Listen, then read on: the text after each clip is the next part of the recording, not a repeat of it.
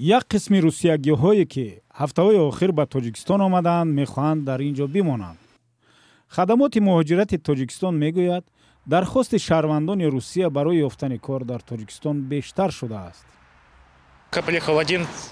Никита Пацанови 25-сола яке аз онҳост. ӯ мехоҳад хонаводаашро низ ба Тоҷикистон биёрад. ҳоло чанд пешниҳодеро баррасӣ мекунам, вале дар Русия ман дар соҳаи нафту газ фаъолият доштам ва мехостам дар Тоҷикистони чунин шуғламро идома диҳам. умедворам ба унвони мутахассиси соҳаи газ дар Тоҷикистон барои худ коре пайдо мекунам. пештар маоши кам рӯзҳои омадаро нигарон мекард, аммо София Ланчон мегӯяд, ки ин ҷо харҷи рӯзгор ҳам зиёд нест. ҳама чиз ба худи кор вобаста аст. ҳатто агар сатҳи маош поён бошад ҳам, вале кор шавқовару ҷолиб бошад, камии маош чандон эҳсос намешавад. аммо агар кор шавқовар набошад, ҳатто маоши баланд инсонро наметавонад ба он дилгарм созад. сарони дармонгоҳи Диамет бидуни сад ба радиои Озодӣ гуфтанд, ки чанд тан аз пизишкони русиягӣ барои кор ба онҳо муроҷиат карданд.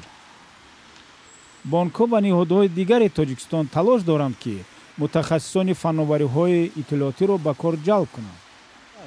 назари ман ҳамиае ки аввал ҳамин тоҷик маънои худмонро кор дагиран ака, баъд дар дигар шаҳрвандора мақсад гиранд, то иқа вақт ҳамин русон набудан.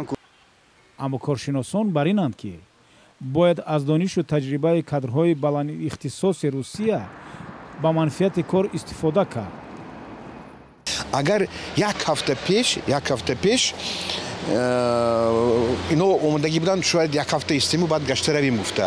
аз сабаби он ки ҳозир думаи давлатӣ қарор қабул мекунад, ки ҳар як шахсе ки аз дар даври мобилизатсия берун рафт, онҳоро ҳамчун чӣ мегӯяд хоин ҳисоб кунад.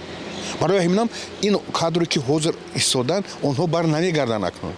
онҳо меистанд, чунки рафтан ба ватан барои онҳо шояд он хел ҳукм гиранд. мақомоти Тоҷикистон мегӯяд, беш аз ҳама пизишкон ва мутахассисони фанновариҳои иттилоотӣ хостгори коранд.